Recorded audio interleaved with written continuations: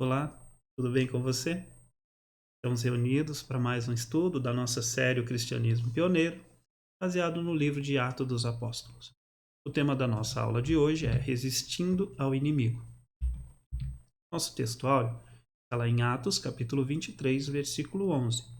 Na noite seguinte, o Senhor, pondo-se ao lado de Paulo, disse: Coragem, pois assim como você deu testemunho a meu respeito em Jerusalém, é necessário que você testemunhe também em Roma.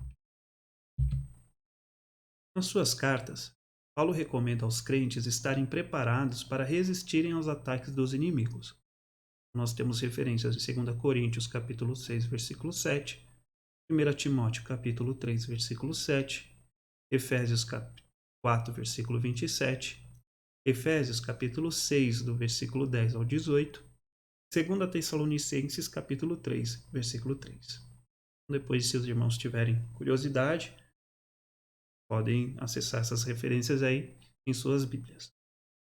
Mas o registro de suas atividades missionárias a partir destes capítulos é marcado pelos constantes ataques do inimigo à sua integridade física, sua estabilidade emocional e firmeza da sua fé. Considero importante detalhar esse processo do aprisionamento do apóstolo Paulo para que tenhamos uma compreensão clara do caminho que Deus usou para que Paulo testemunhasse a todas as autoridades da época, até chegar a César, o imperador de Roma. Esse foi um teste real de resistência ao inimigo. Então, na aula de hoje, nós vamos ver como Paulo se manteve firme diante de acusações falsas, diante de prisões e perseguições, como ele manteve a sua fé intacta. E nós vamos ver também a sua estabilidade emocional e em tudo. Paulo ele tinha uma certeza que o que ele estava fazendo era favorável a Deus e ao crescimento do seu reino aqui na terra. Então agora nós vamos ver a chegada de Paulo a Jerusalém, Atos capítulo 21, versículo 17 ao 19. E logo que chegamos a Jerusalém, os irmãos nos receberam de muito boa vontade. No dia seguinte, Paulo entrou conosco em casa de Tiago, e todos os anciões vieram ali. E havendo-os saudado, contou-lhes minuciosamente o que por seu ministério Deus fizera entre os gentios. O retorno a Jerusalém foi marcado por uma alegre recepção dos irmãos e um encontro com Tiago e todos os presbíteros da igreja. Ao ouvir os relatos de todas as maravilhas que Deus havia feito entre os gentios, todos glorificaram a Deus. Aqui o relato ressalta os milhares de judeus que se tornaram discípulos de Cristo. Nós vamos ver ali a chegada, né? Então, na aula passada nós vimos a terceira viagem de Paulo, nós estudamos um pouco sobre ela e nós vimos o desejo que Paulo tinha de retornar a Jerusalém, mesmo sabendo que ali ele sofreria alguns danos, né? Até pediram para que ele não retornasse para lá, mas nada o deteve neste caminho. E afinal de contas, quem sempre direcionou a vida de Paulo era o próprio Deus. Ataques, prisões e testemunho. Atos, capítulo 21, do versículo 20 ao 40.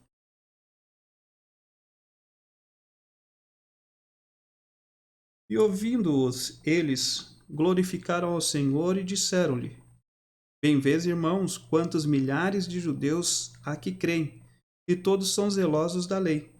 E já acerca de ti foram informados de que ensinas todos os judeus que estão entre os gentios a apartarem-se de Moisés, dizendo que não devem circuncidar os filhos nem andar segundo o costume da lei. Que faremos, pois? Em todo caso, é necessário que a multidão se ajunte, porque terão ouvido que já és vindo. Faze, pois, isto, e dizemos: temos 4 varões que fizeram voto. Toma estes contigo e santifica-te com eles, e faze por eles os gastos para que rapem a cabeça, e todos ficarão sabendo que nada há daquilo, de que foram informados acerca de ti, mas que também tu mesmo andas guardando a lei.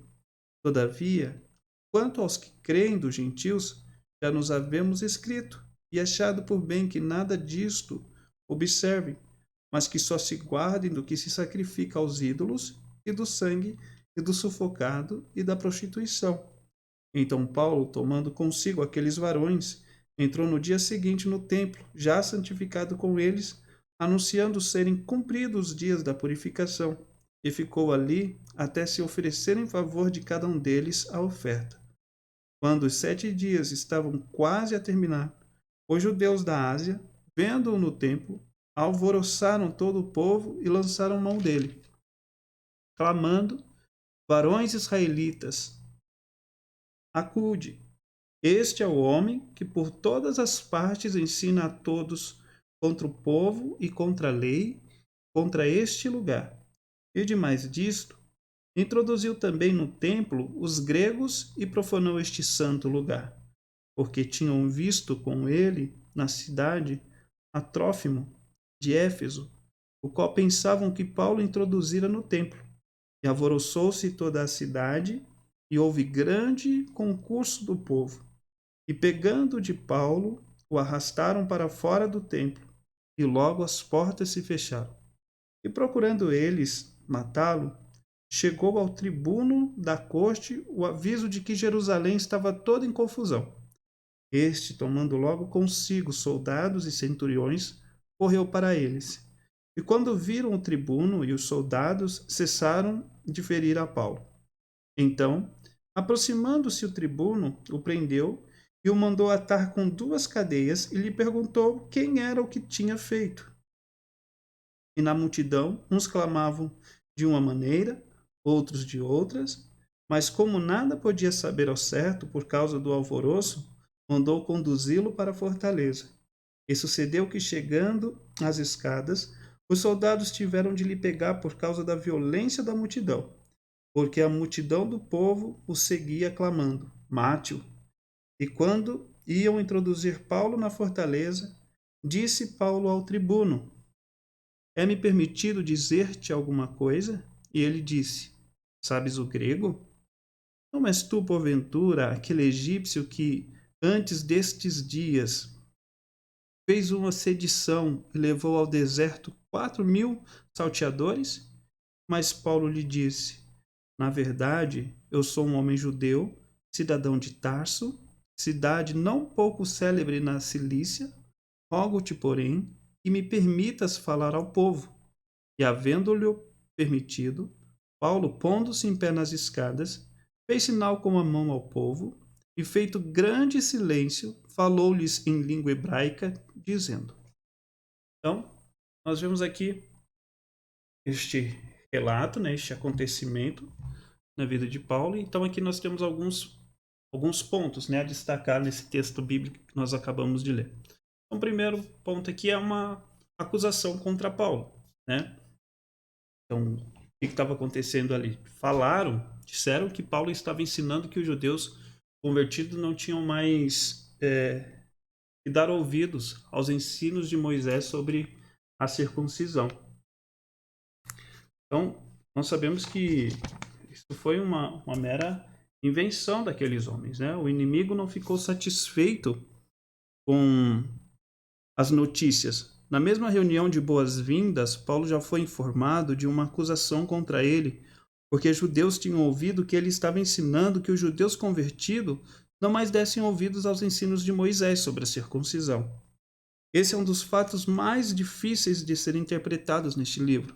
Segundo alguns comentaristas bíblicos, eles levantavam 3 questões: a posição dos líderes da igreja em Jerusalém com relação à lei, o que estavam ensinando sobre o assunto na igreja, o assunto aqui no caso é sobre a circuncisão, e como a sugestão deles se ajustava com os ensinos de Cristo. E a resposta de Paulo para tudo isso, para essa falsa acusação? Né? Paulo, então, ele ficou calado, ele não abriu a sua boca, ele não questionou nada. Né?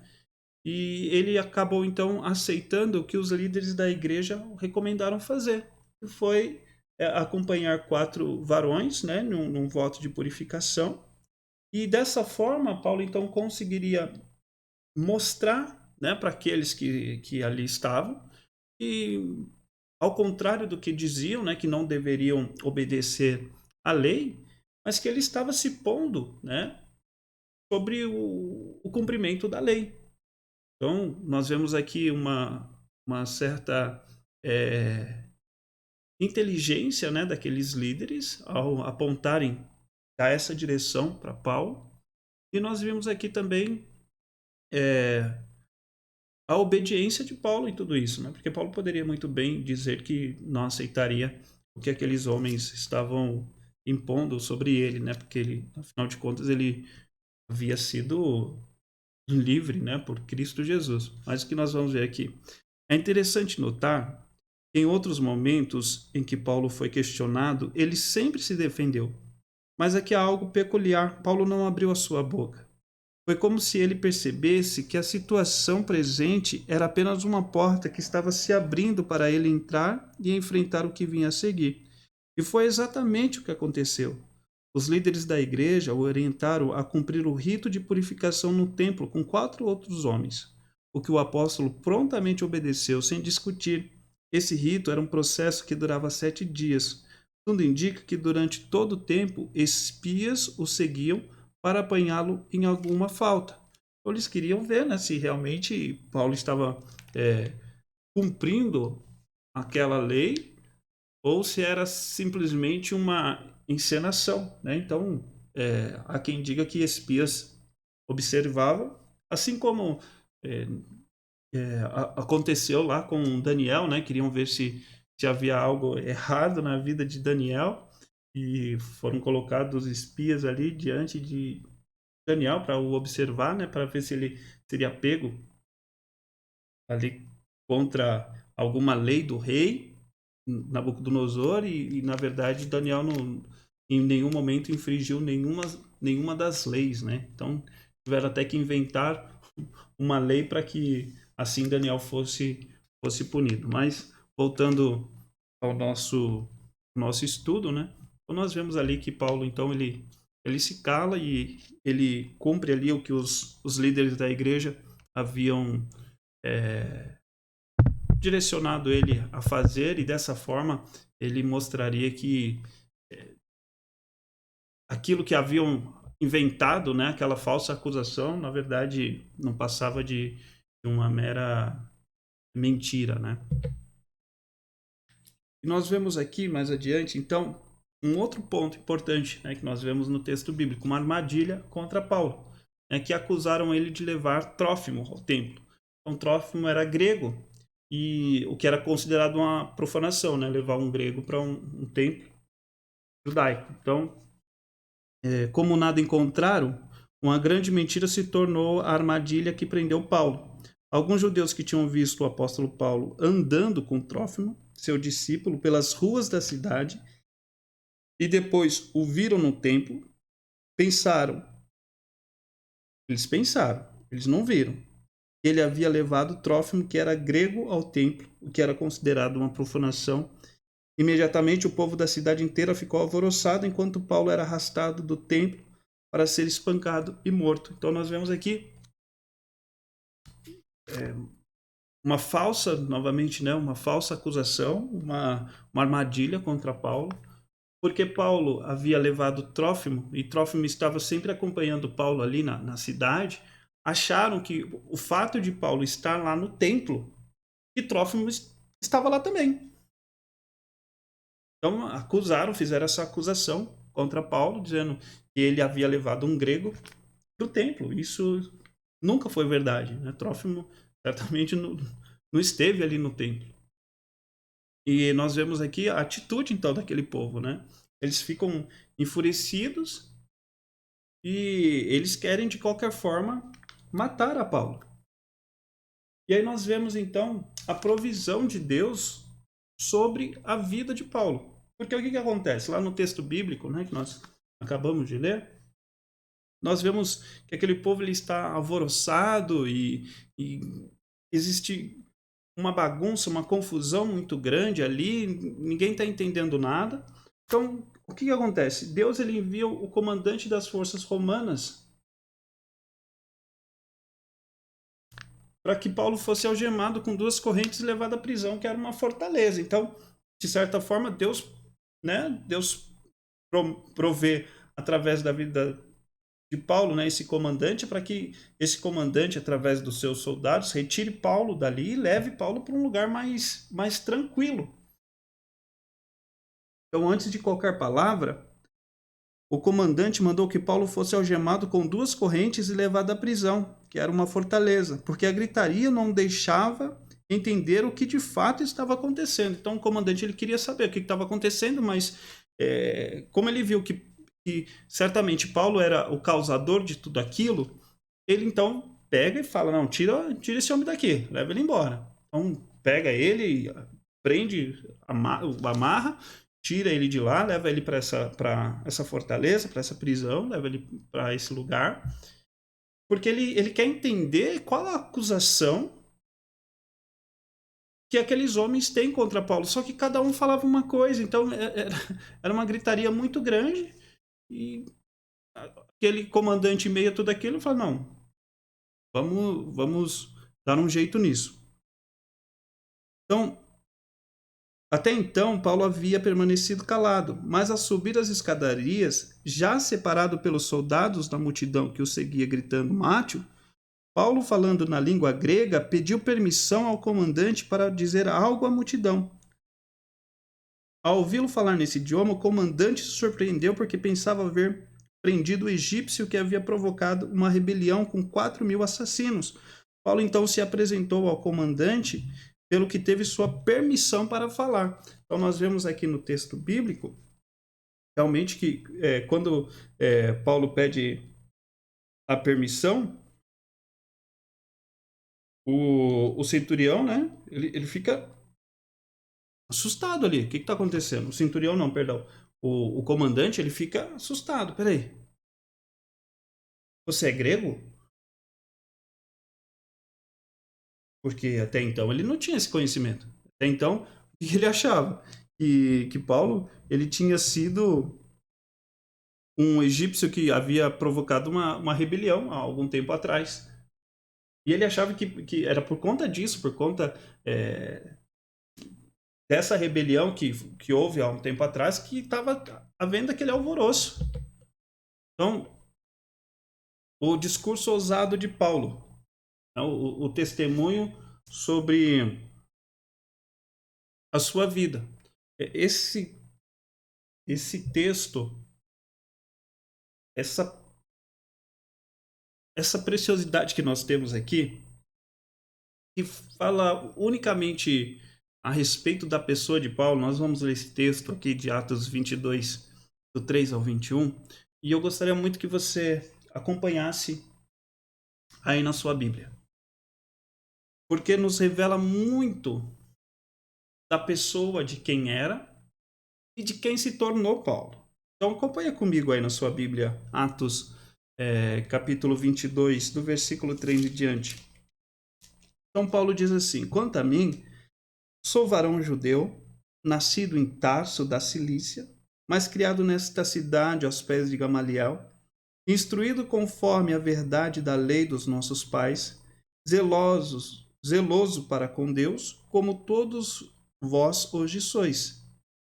Persegui este caminho até a morte, prendendo e metendo em prisões tanto homens quanto mulheres, como também o sumo sacerdote me é testemunha, e todo o conselho dos anciões, e recebendo destes cartas para os irmãos, fui a Damasco para trazer manietados, ou seja, presos para Jerusalém, aqueles que ali estivessem, a fim de que fossem castigados. Ora, aconteceu que, indo eu já de caminho e chegando perto de Damasco, quase ao meio-dia, de repente me rodeou uma grande luz do céu. E caí por terra. E ouvi uma voz que dizia: Saulo, Saulo, por que me persegues? E eu respondi: Quem é, Senhor? E disse-me: Eu sou Jesus, o Nazareno, a quem tu persegues. E os que estavam comigo viram em verdade a luz e se atemorizaram muito, mas não ouviram a voz daquele que falava comigo. Então disse eu: Senhor, que farei? E o Senhor disse-me: Levanta-te e vai a Damasco, e ali se dirá tudo o que te é ordenado fazer. E como eu não via por causa do esplendor daquela luz, fui levado pela mão dos que estavam comigo e cheguei a Damasco. E um certo Ananias, varão piedoso conforme a lei, que tinha bom testemunho de todos os judeus que ali moravam, vindo ter comigo e apresentando-se, disse-me: Saulo, irmão, recobra a vista. E naquela mesma hora vi. E ele disse: O Deus de nossos pais de antemão te designou para que conheças a sua vontade e vejas aquele justo e ouças a voz da sua boca, porque hás de ser sua testemunha para com todos os homens do que tens visto e ouvido. E agora, por que te detens? Levanta-te e batiza-te e lava os seus pecados, invocando o nome do Senhor. E aconteceu que, tornando eu para Jerusalém, quando orava no templo, foi arrebatado para fora de mim. E vi aquele que me dizia: Dá-te pressa e sai apressadamente de Jerusalém, porque não receberão o teu testemunho acerca de mim. E eu disse: Senhor, eles bem sabem que eu lançava na prisão e açoitava nas sinagogas os que criam em ti. E quando o sangue de Estevão, tua testemunha, se derramava, também eu estava presente e consentia na sua morte e guardava as suas vestes do que o matavam. E disse-me: Vai, porque hei de enviar-te aos gentios de longe. Então, nós vemos aqui o testemunho de Paulo. Nós vemos aqui nesse texto, por isso que eu pedi para que os irmãos acompanhassem nessa leitura, nós vemos aqui Paulo contando daquele momento em que ele teve o seu encontro com Jesus. É o testemunho de sua vida, da sua conversão, que aconteceu com ele. Ele relatando ali que antes, sim, ele era um perseguidor daqueles que anunciavam a Cristo, mas depois desse encontro com Cristo, ele entende então que ele agora não é mais dele, ele agora pertence a este caminho. Então agora ele passa de ser perseguidor, ele passa a ser perseguido. E fica evidente a ele que ele não seria bem aceito pelos os cristãos da época. Porque ele era perseguidor, existia essa preocupação. Como que eles vão aceitar este meu testemunho? Como que eles vão me aceitar em seu meio, sendo que eu fui um perseguidor? Mas nós vemos a ação de Deus sobre a vida de Paulo e nós vemos ali o que realmente envolveu Paulo, né, em tudo isso. Então, a atitude do povo diante de tão emocionante discurso foi uma reação extremamente violenta contra ele. Agora, já falando em aramaico, Paulo contou para toda a multidão sua experiência de conversão e chamado de Deus. Até esse ponto, todos estavam silenciosos.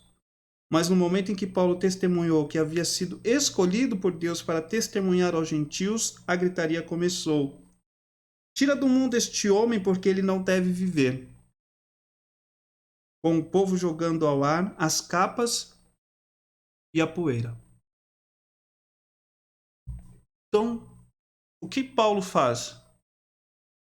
O que ele consegue fazer? Ele usa da sua prerrogativa, né? Ele vai se valer da autoridade romana para ter a sua vida preservada.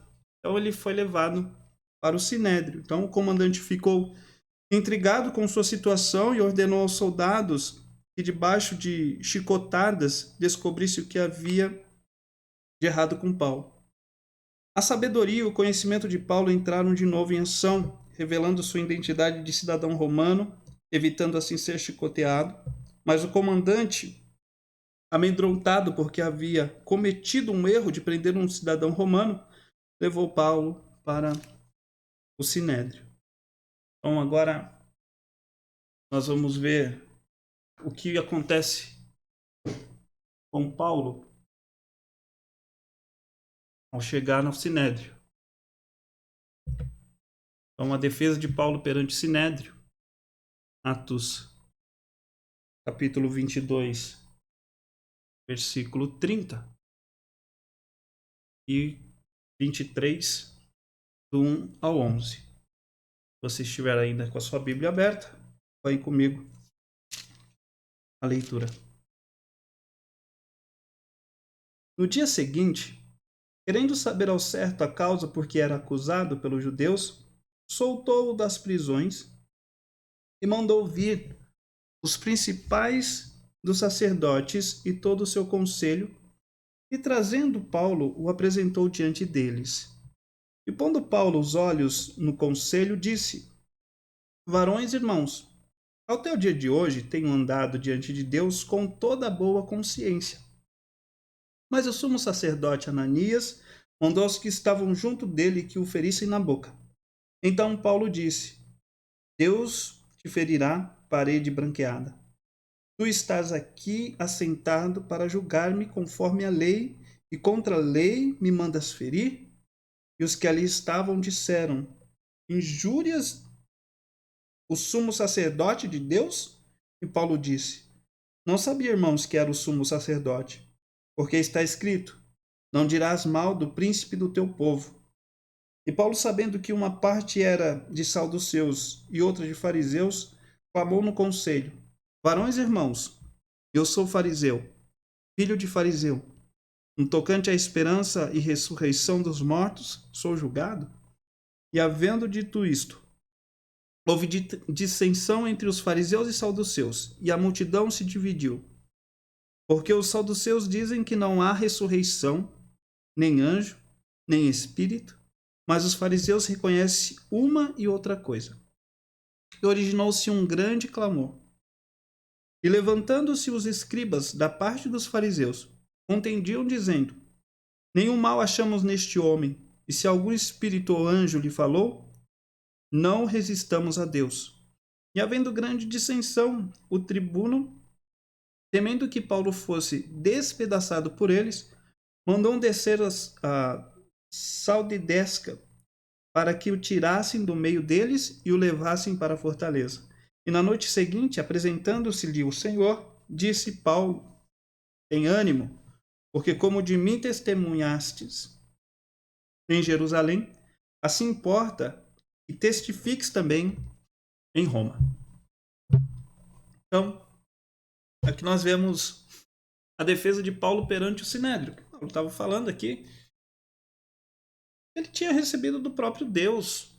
Foi Deus quem se revelou a ele, Jesus Cristo falou com ele ali na sua conversão. Só que eles não queriam aceitar muito bem isso. Então, Paulo, com grande inteligência e perspicácia, vai jogar uma parte do Sinédrio contra a outra, dizendo-se preso e julgado por causa da esperança da ressurreição que ele possuía. Assunto que causava muita discussão entre esses dois grupos, pois se os fariseus nela queriam, os saduceus abominavam. Então, devemos ter em mente que esta foi a primeira vez que o apóstolo Paulo ficou diante das autoridades religiosas com quem ele teve um relacionamento anterior. Eles haviam se beneficiado do ódio de Paulo pelos seguidores de Jesus, perseguindo-os e matando-os em nome da lei, com cartas assinadas pelo próprio sumo sacerdote. Foi por essa razão que, quando Paulo proferiu a primeira sentença, já foi esbofeteado na boca. Mas desta vez, Paulo respondeu com palavras duras. Lembra o que ele falou para Ananias? Deus te ferirá a parede branqueada. Tu estás aí sentado para julgar-me segundo a lei, e contra a lei mandas que eu seja ferido. Ao ser repreendido, ele se desculpou.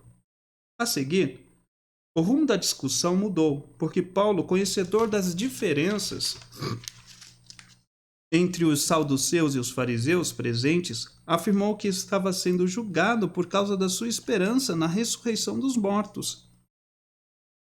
A gritaria se instalou. Uns queriam libertar Paulo, pois não viam nele crime algum, outros ficaram irados com ele, e o comandante, que a tudo assistia, viu que precisava retirar Paulo imediatamente do recinto e levá-lo de volta para a fortaleza antes que fosse despedaçado pelos presentes. Então, não era muito fácil, né? As coisas para Paulo não foram fáceis.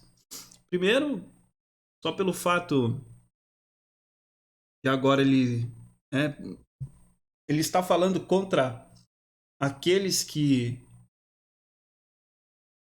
antes eram seus aliados, que assim como Paulo achavam que estavam fazendo a coisa certa, porque Paulo, por perseguir aqueles que eram do caminho, né, os cristãos, aqueles que estavam se convertendo a Cristo, Paulo achava que aquilo que ele estava fazendo era defender a lei de Deus. Que ele realmente estava fazendo a vontade de Deus. Ele estava cumprindo, não, o que esses homens estão fazendo aqui é mentira, é blasfêmia. Eles estão indo contra os mandamentos de Deus, contra as leis de Moisés. Mas Paulo agora ele está do outro lado.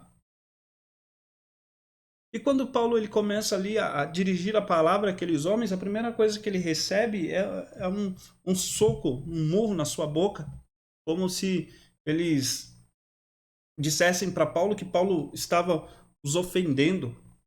E Paulo, então, ele é duro em suas palavras e ele fala que... perdão, aqui, deixa eu achar o texto aqui. Achei.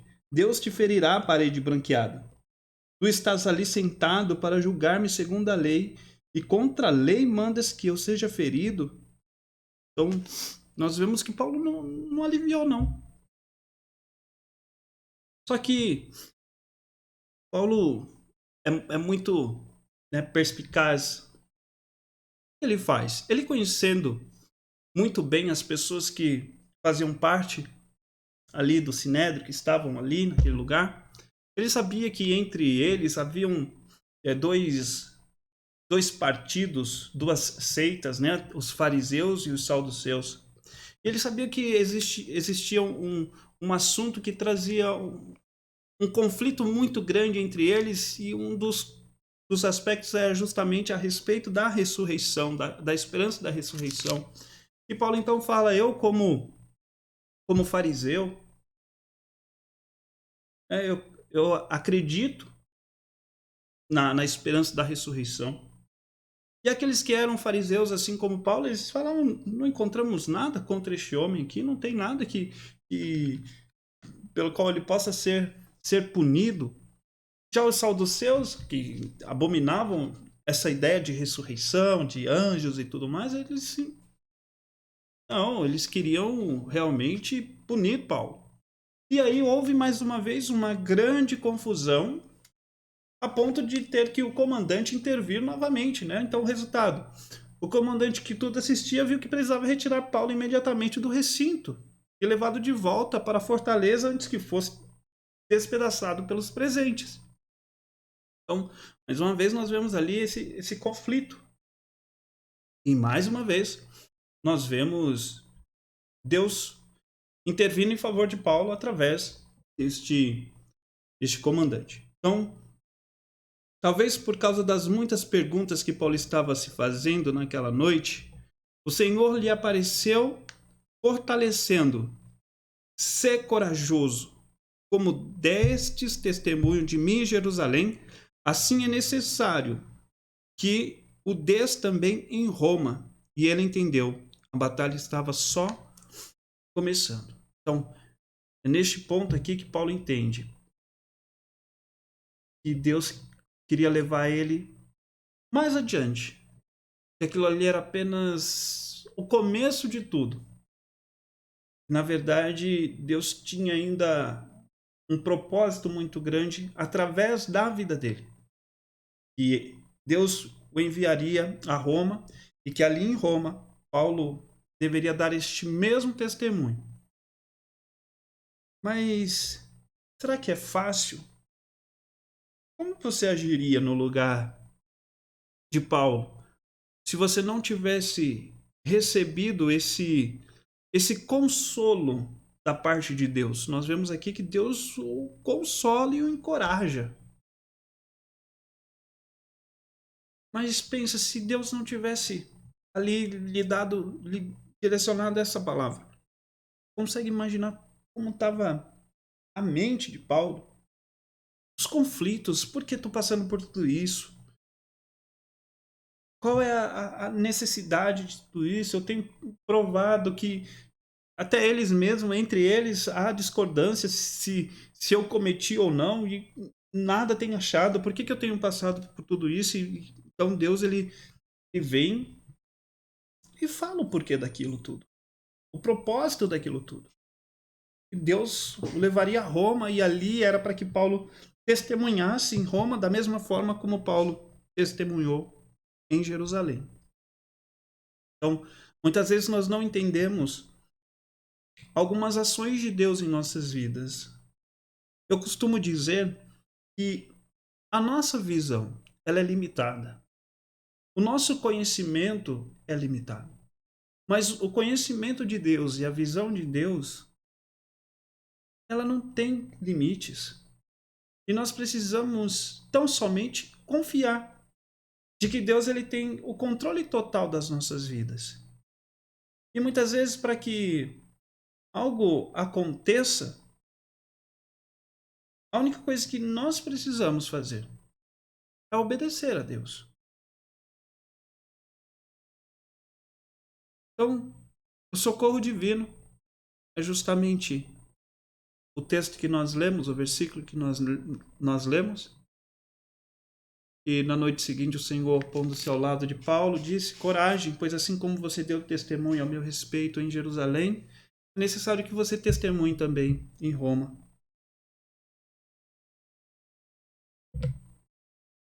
Então agora Paulo está enfrentando ameaças de morte. Atos capítulo 23, versículo 12 ao 30. Quando já era dia, alguns dos judeus fizeram uma conspiração e juraram dizer que não comeriam nem beberiam enquanto não matassem a Paulo.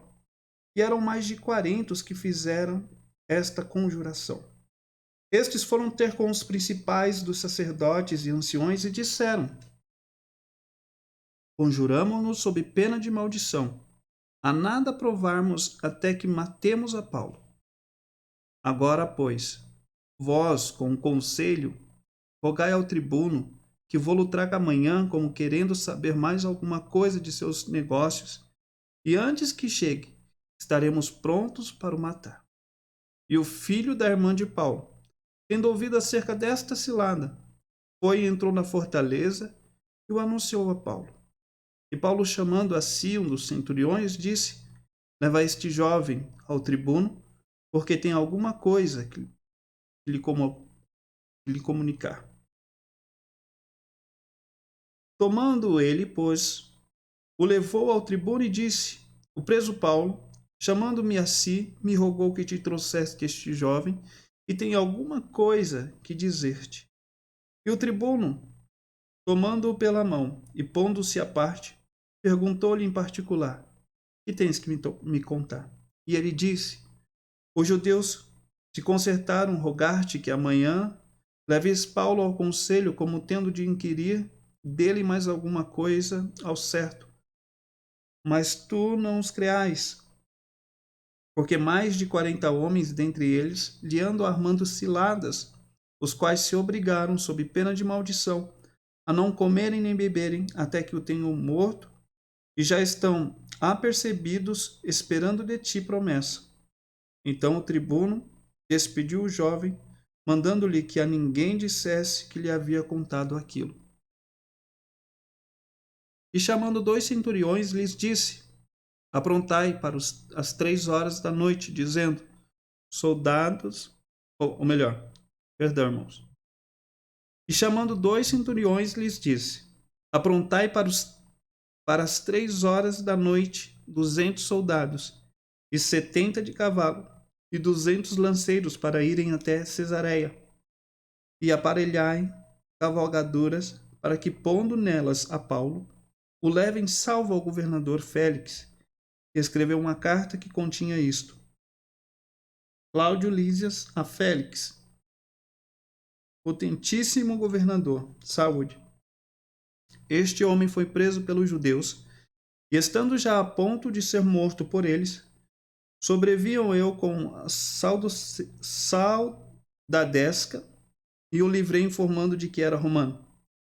Querendo saber a causa por que o acusavam, o levei ao seu conselho, e achei que o acusavam de algumas questões da sua lei, mas que nenhum crime havia nele digno de morte ou de prisão. E sendo-me notificado que os judeus haviam de armar ciladas a esse homem, logo te enviei, mandando também aos acusadores que perante ti digam o que tiverem contra ele. Faça bem. Então, novamente, nós vemos aqui uma conspiração contra a vida de Paulo. Aqueles homens ali, eles armam 40 homens, né? Eles armam uma cilada contra Paulo. Então, a cilada estava sendo preparada com a ajuda do sacerdote, de todos os líderes religiosos, na nova ida de Paulo ao Sinédrio. A intenção era matá-lo. Nós vemos o livramento de Deus através do sobrinho de Paulo, que descobriu o complô e foi avisar, né? Foi avisar a Paulo. E que em seguida enviou ao comandante.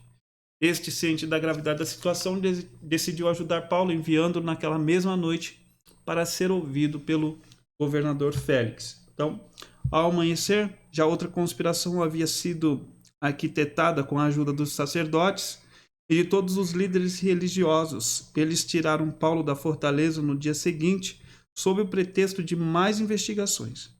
E 40 judeus que haviam feito um juramento de jejum iriam matá-lo. Mas o sobrinho de Paulo descobriu o complô e foi avisar Paulo, que em seguida o enviou ao comandante. Este, ciente da gravidade da situação, decidiu ajudar Paulo, enviando-o naquela mesma noite para ser ouvido pelo governador Félix, protegido com um regimento de 200 soldados de infantaria, 70 de cavalaria e 200 lanceiros, ao todo 470 homens. Então, esses 470 homens foram designados para proteger Paulo na sua ida até o governador Félix. Isso tudo por conta desse complô, dessa conspiração, né, que foi feito entre os líderes, os sacerdotes, esses homens que fizeram esse juramento de jejum, que realmente matariam, enquanto não desse fim na vida de Paulo, eles não comeriam nada, né? Então, imagino que até hoje eles devem estar sem comer alguma coisa. Mas é interessante nós vermos aqui, em todo instante, a ação de Deus, a provisão de Deus na vida de Paulo. Porque o propósito de Deus é levar Paulo a Roma. Então, nós vemos aqui Deus usando a vida deste comandante novamente, o direcionando ali até o governador Félix.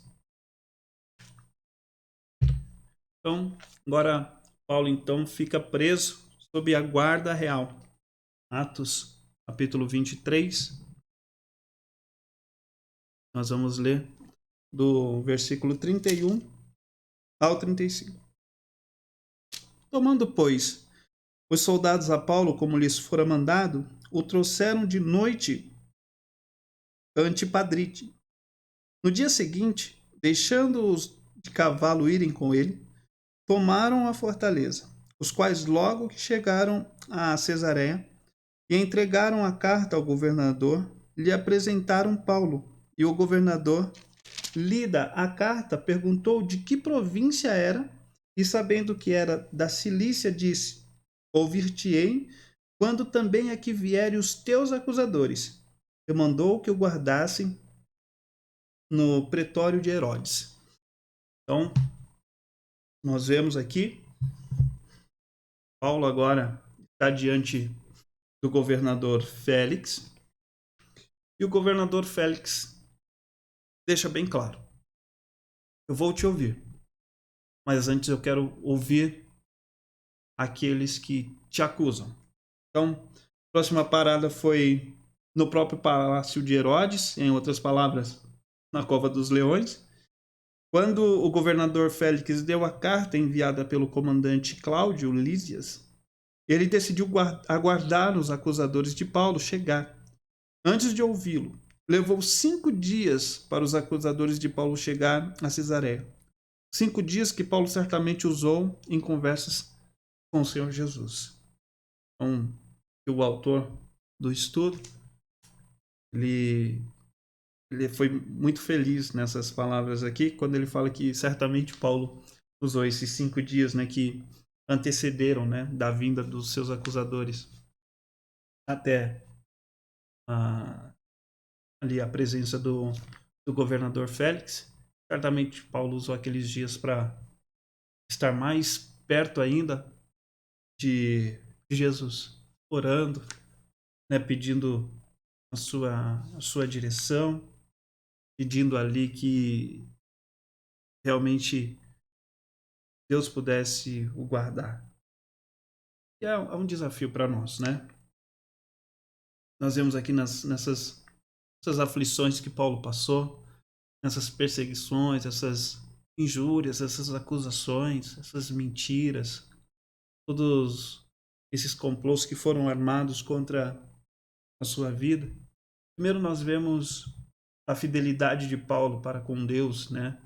A sua lealdade com a palavra, a sua convicção, o seu testemunho de vida realmente, não renunciando à sua fé, até mesmo questionando aqueles que iam contra essa sua fé, essa sua verdade. Nós vemos ali Paulo, ele não temia pela sua vida, porque ele acreditava que a sua vida ela estava diante de Deus. E nós precisamos ter essa mesma certeza, essa mesma convicção. E se realmente nós somos de Deus, as nossas vidas estão guardadas por Ele, não temos que temer mal algum. Nós não temos que temer o mal, porque Ele é aquele que está a nosso favor. A palavra de Deus diz que Jesus Cristo está à destra de Deus e Jesus advoga em nosso favor. Para que possamos concluir o texto de hoje, ou melhor, o estudo de hoje, nós vemos que o preparo espiritual ele faz toda a diferença na reação e nas consequências dos ataques do inimigo em nossa vida. A forma como o apóstolo Paulo reagiu nos revela a sua compreensão da grandeza e poder de Deus, da sua soberania e controle sobre todas as circunstâncias da nossa vida. Ele era humanamente frágil, Paulo era humanamente frágil, como qualquer um de nós. Mas ele havia desenvolvido uma fé inabalável no Rei e Senhor do Universo e estava descansando nele. Que assim seja comigo e com você. Que nós possamos realmente ter essa fé inabalável no nosso Rei e Senhor Jesus. Nós possamos estar convicto dessa nova vida que temos. Que a nossa crença em Jesus Cristo ela seja aquilo que realmente nos rege. Que a nossa crença em Cristo venha a ser realmente aquilo que nos direciona, nos motiva, nos capacita em seu favor, em sua direção. Não venha a ser nenhuma perseguição, nenhuma dificuldade, nenhum momento de injúrias, de calúnia que venham abalar a nossa fé em Jesus Cristo. Acharmos que Ele não está mais ao nosso lado. Ele não está mais cuidando das nossas vidas. Mas realmente possamos ter essa mesma confiança, essa mesma convicção do apóstolo Paulo. Eu quero agradecer a você por ter ficado comigo até este momento. Quero aproveitar para orar pela sua vida. Primeiramente, em agradecimento a Deus, mas também porque eu quero pedir a Deus para que a sua fé ela seja inabalável como a do apóstolo Paulo. Antes disso, eu deixo aqui os textos para a nossa próxima aula. Estamos quase concluindo a nossa série de estudos. Faltam mais 2 aulas para concluirmos essa série. Eu espero que você fique comigo até este final. A nossa referência bibliográfica, revista Compromisso, Cristianismo Pioneiro, da editora Convicção. Vamos orar? Pai, eu te agradeço por mais este momento, a qual o Senhor nos reservou para que pudéssemos aprender um pouco mais de Ti e da Tua vontade para as nossas vidas. Muito obrigado pela vida do apóstolo Paulo. Obrigado pelo que o Senhor fez através da vida dele. Obrigado pelo que o Senhor tem feito em nossas vidas. Eu lhe peço, no nome do Teu Filho Jesus Cristo, para que o Senhor aumente a nossa fé, para que o Senhor estabeleça a nossa fé e firme cada dia mais no Senhor. Que os nossos olhos não venham se desviar de Ti. Que não seja nenhuma circunstância desse mundo que venha tirar o nosso foco do nosso alvo principal, que é Cristo Jesus. Em tudo, Deus, as nossas vidas, minha e a desse meu irmão que me acompanha, dessa minha irmã que me acompanha, ela esteja guardada e estabelecida nas tuas potentes mãos. Muito obrigado. Fica conosco. Em nome de Jesus Cristo, peço e agradeço. Amém. Muito obrigado. Que Deus nos abençoe.